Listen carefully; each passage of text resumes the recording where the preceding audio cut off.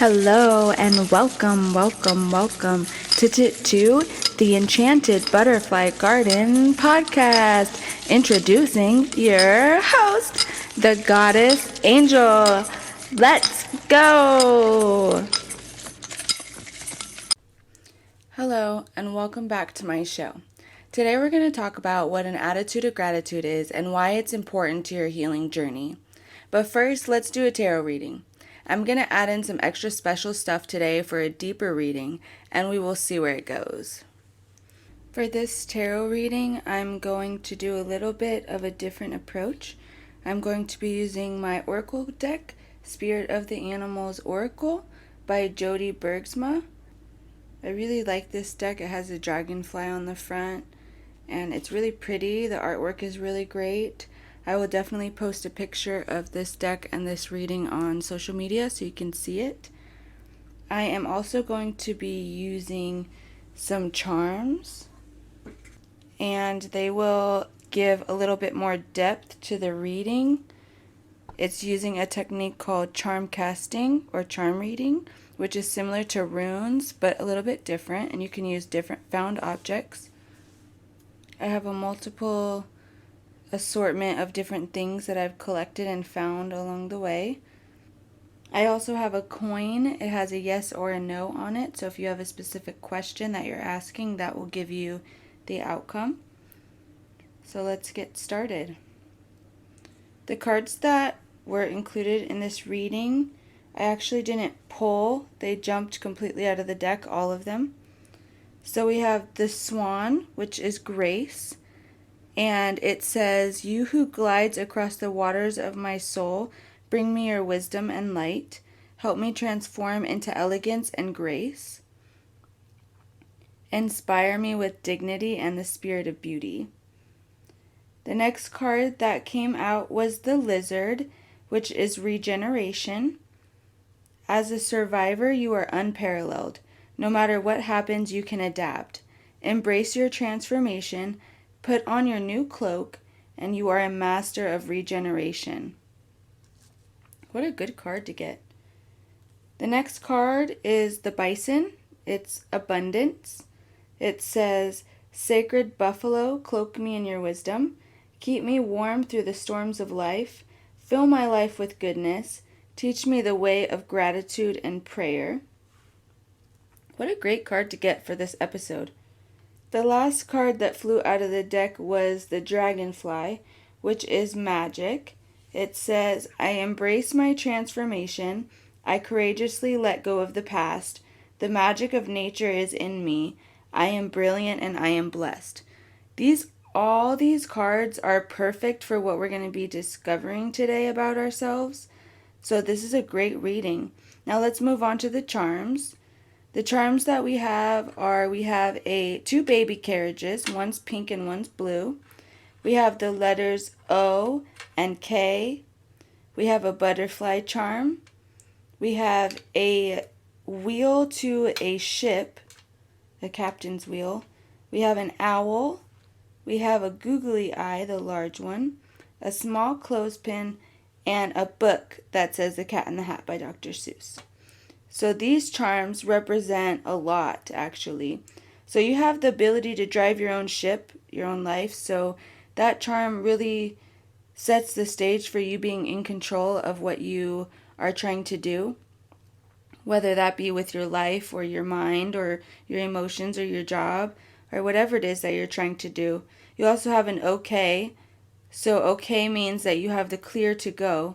The butterfly is flying your wings. The butterfly symbolizes freedom and the ability to fly wherever you'd like to go. The clothespin is holding it together. The owl is wisdom. So maybe that wisdom's coming from this episode. And the book, the Cat in the Hat book, is knowledge. So you could either be getting knowledge or you have the knowledge. You already have the knowledge for what you're trying to accomplish. There's a lot that could be going on in this reading. The coin, let's move on to the coin. So if you were asking a question you wanted a yes or no answer to, the answer is going to be yes.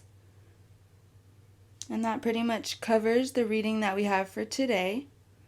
please take a look on social media so you can see the picture that goes with it and includes all the artwork for the drawings, and it really gives you an idea of how this reading works for you in your life. Now let's take a look at my garden. This week in my garden, I've used some recycled items to save the earth. I used some of the plastic products and turned them into seed starter containers. This was easy and fun, and it allowed me to plant way more plants than I probably need. If that ADHD hyperfocus is good for anything, at least it's going to a good cause. It's planting plants and feeding people, mostly myself, but it is a good thing to have sometimes. Sometimes I really don't want it. Like when I think something's wrong with me, and then I really don't want hyperfocus. But once I realize that I can use it for good, not just evil, then it becomes a superpower. It also becomes a superpower for you, because how do you think I get through making episodes and things like that? My hyperfocus is on point. But I did plant a lot of plants that I probably don't need, but if anything, it's an experience. I started my mealworm farm back up this week, and I got their little home set up. I'm definitely going to post pictures of that on my social media. They are just so cute, and I love them. I know a lot of people don't like insects, but I just can't help it. They're just so adorable, and they're so interesting to watch. I just love watching insects do what they naturally do. But this is just their basic home, though. They're going to get a bougie home coming up here soon. They're going to need an upgrade. How about that blue supermoon the other night? What a beautiful thing to witness. I can't wait until 2037. Here we come. What did you manifest, though, for this wonderful moon? It's definitely not too late to throw out some intentions to get them out there for the super blue full moon magic to carry them up to the sky. I like to write down my intentions in my journal so that I can not only remember them, but give them more power. A lot of times you make intentions and then you forget about them, and which is fine, the universe already has them, but sometimes I like to remember what I manifested, like, oh, I think I remember bringing that here, but how and when? But now I write them down because I like bringing my thoughts out into existence with me. I feel like when you write them down, it makes them real and it brings them power. And that way you can also hold your thoughts in your hands like they're money. And when you hold on to money, it's like you know you have it, you know you can go spend it, and you know things can change for you, depending on the amount. I mean, $1, now $1, you can't really buy anything. I went to go get a cheeseburger, a double cheeseburger that used to be 99 cents, and it is now $5. So, I don't think you could do much with $1. But if you had a significant amount of money in your hand and you knew it was life-changing money, then you could do a lot with it, and you know you can, so you set your mind and your intentions to that, and that's how you spend that money. But when you do that with your thoughts, that's how you bring that money into your world. So if you write down an amount of money that you think that you need, then you can put that thought in your hand, and it's not like you have that money, but you have the idea and you have the intention, and it makes it more real and more exciting, and it changes your mindset and it changes the way you feel about it. And that's the part that makes it powerful. So the more power you add to those intentions, the more power you give to them, the bigger and bolder they become, and the more likely you are to manifest that. That's why I encourage writing down positive affirmations also, because when you write those down, it makes them more real. It's like holding money in your hands when you write down positive affirmations, because you're building a mindset that can bring that money, and you're building a mindset that can bring happiness and joy. And so when you write those positive affirmations down, it makes an incredible difference to how powerful they can become in your life. We also talked a lot about thoughts and affirmations in the previous episode, so if you missed that one, be sure to check it out. There's some fun stuff in there too about mindset. Now, how many of you have driven through a neighborhood and seen shoes thrown over the power line? What are your first thoughts? Oh, is this a ghetto neighborhood? Or I wonder whose shoes those are and if they got in trouble for throwing those up there. But let's take a different approach. Let's say 3 different people from 3 different walks of life threw their shoes up there. Let's say one of them was like an older man that had, some really hard struggles in his life and he just was over it. So he just threw them up there just to get rid of them, just out of anger. And let's say another one was like a kid that, was just sick of living in a bad place and was getting bullied at school and, anything else, and he just threw them up there. And let's say the other person was walking and their friend was like, I dare you to throw your shoes up there. And he's like, I bet you I won't make it. Or, his friend bet he wouldn't make it. And then next thing you know, he made it. Now he has to walk home barefoot. So now they all have different stories of how their shoes got up there, and they're obviously not getting them down. So, but let's say a 4th person walks through, and that's me. I'm the 4th person. If you've seen my social media, then you know I've already posted this picture. But I'm the 4th person, and I walk in, and I see 3 shoes over a power line, and I look at it, and I see the background. Because behind these shoes are these beautiful, big, puffy, sunset-filled pink and blue clouds that are behind these shoes and the power lines that make just a gorgeous picture. And that picture changed my whole night. Why? Because it gives me something else to think about. It gives me another way to look at a different situation, a different perspective maybe. From looking at 3 shoes and being like, why would someone do that? To, wow, the clouds behind it make it seem really interesting and beautiful. But take that and change that mindset around. Now, I'm not saying to go throw your shoes over the power line or go find shoes to take pictures of. But I do want you to take a step back from some of your shoes over the power line moments and look for the clouds behind them. I want you to find the things that help you in your day-to-day life that maybe came from a place of pain or discomfort. When you do this and you pull up that lesson list, you can see what benefits came out of the ashes. Now, sometimes I do this on a small scale, and other times I do this on a large scale. I've remembered bartender lessons, like how to garnish a drink. But I don't drink anymore, so now I use those garnish techniques on my plates at home. Yes, I garnish my plates at home because I deserve to be treated like a queen too, and you only get garnishes when you go out to restaurants. But I'm staying home and saving my money and not spending it out and eating from a garden, and I appreciate that for myself and my journey. I'm not saying eating out is wrong because I love to eat out, but at this time, I want to feel like a queen all the time. So, I garnish my plates at home, but I use a lot of tips and tricks that I learned from bartending and from working in the restaurant.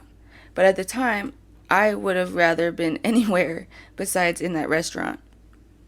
It was a very interesting and wonderful experience that I went through working in the restaurant industry. But I've learned a lot about how to use those techniques in my day-to-day life. Sometimes you don't separate you separate too much and you do things at work that you don't even think about doing at home, or you do things at home that you don't think about doing at work. But when you take those things that you learned from that specific job or whatever experience you went through and use them at home, it makes that a little bit more worth it, because now it's created something in your day-to-day life that helps you. And that's good. So you can do that on a small scale and step back and say, okay, I really could use that and it helps me a lot. Or you can use it on a larger scale where you can look back at an experience that maybe wasn't just a horrible job. Maybe it was a life-changing traumatic event that really affected you in a way that maybe you even have PTSD from it. I know I have some PTSD. Everybody has a little PTSD from something, but mine's just a little worse. But let's say this situation was such a life-altering time And every time you think of it, you think of pain and sorrow, but it still crosses your mind because, that's what happens when you go through something traumatic. It crosses your mind for the rest of your life, whether you want it to or not. But what I've learned to do is to take those traumatic events and instead of when they pop in my head, panic and, start going down this rabbit hole of tragic thoughts, I try to find the lessons. I try to find the lessons in what I can take from them. So instead of thinking about all the horrible things that happen, think about something that maybe saves your life now. Think about something that you use in your regular day-to-day life that you didn't do before this traumatic event happened to you. And hold on to that piece of what you went through. Because what that does is it changes that I hate everything that happened from this experience, and it brings a positive of I learned that now I know that when you see red flags, you go the other way. They're not a bouquet of red flag roses. They are a horrible repeat of past events. So now I know, don't fall for the red flags. Don't take the bouquet. I don't want to catch that bouquet at this wedding. Take those experiences, find the lessons, and then when those experiences pop up in your head, you're prepared now with your backup list of things to use to change your thoughts. And that will give you back that power that you're giving away, and it will stop you from being in that powerless position anymore. You don't ever want to be in that position again, and this will give you that power back because it helps you take that experience and turn it into a positive. Now that you know that you've learned something from that applies to your everyday life, it makes it not as bad. We need to find that gratitude inside ourselves so that we can be grateful for the experiences, but also so that we can learn and grow. Staying mad or upset about something that's in the past is not going to change it, but it will change our future because it's affecting your present right now while we're getting angry over it, and then it's going to stop you, and then it's going to hold you back from moving forward because there isn't room for new thoughts in your brain if it's crowded with old thoughts. I know this because I already have 5 TVs playing in my head at once, and 2 songs are going on in there too. So I can't add in another thought, especially not a negative one that's going to ruin my day. Is it easy? No. How do you think I came up with the idea for this show? That one little thought gets in and then you start down the rabbit hole. But I've learned to stop it before it gets in. I've created a backup list of things to think about when a thought comes in and that I don't like. So if it affects my peace meter, then I can't have it. I'm selfish with that thing now. I've found peace and I like it that way. So I can't let anything take that away from me. I will be the only one suffering when I don't have it, and no one else will be there to give it back to me. So if I don't protect it, then it won't be protected. So I have to create a list in my head of things that I can think about when something pops up. It makes a big difference in my day. So a backup list is something you definitely need to make for yourself. That'll be your podcast homework for this episode. Write down 3 things that you are passionate about that you can start thinking about when a bad thought comes into your head. That way it's like a protective kit instead of a first aid kit. You have to protect yourself first before the bad stuff happens because it's much harder to talk yourself back into a good mood than it is to keep yourself out of a bad mood. Especially if you have depression. Trust me, I know that I can't get out of bed feeling far too well. Now that you have your positive affirmations you're writing down, and a backup list for when those negative thoughts sneak in, let's do something fun. How about a scary story? I have a lot of communication with the spirit world, and I love that, especially when it gets a little eerie. The house across the street is haunted. It has some broken windows and no one lives there, but they come work on it every couple weeks. Well, the other day, this spirit was causing some noise to come from the house. It sounded like someone was working on the house, but no one was there and no one was around. The neighbor's dog barks at spirits consistently, but this time was different because he was actually barking at the house with the spirit while the spirit was working on the house, as if he was looking right at somebody. I watched for a while, but then it stops. So I paid it no mind and went about my business. Well, a few days later, the crew comes to work on the house. The spirit does not like this, and I can kind of feel it, but it's not my business, so again, I leave it alone. Later on, Charles and I are outside talking about the haunted house and the people that were working on it, and I mentioned that he didn't like the way they were touching his house, and this gigantic gust of wind comes and just blows all the trees around and goes away. I said it was the spirit from inside the house that blew the wind.